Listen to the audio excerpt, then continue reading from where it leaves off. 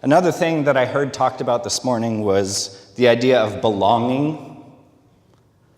How many of you are involved with some sort of craft?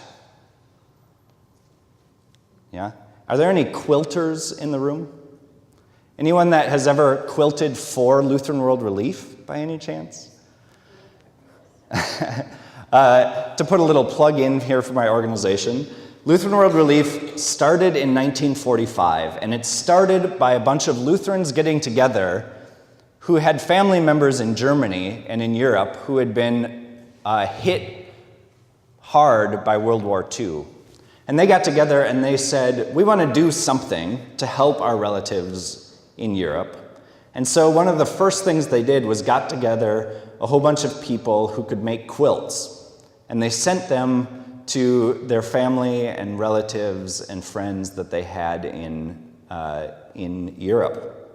Now, in the time since 1945, LWR has expanded its work to do all sorts of relief and development work, working with small farmers to increase their agricultural production so that they can get themselves out of long-term poverty.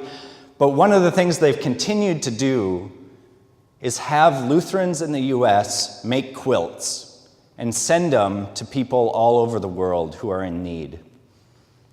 And I got to see some of these quilts being made, or some of these quilts being delivered to people in India when I was there in May. And one of the things that I heard from them was that, yes, the quilt provides warmth on the cold nights when it's cold here in India, and it does get cold here. But the real power that we felt in being handed these quilts is that they weren't just a fleece blanket that somebody bought at Walmart, but they were stitched by somebody, a real person in the United States, with love, with care, with their own time.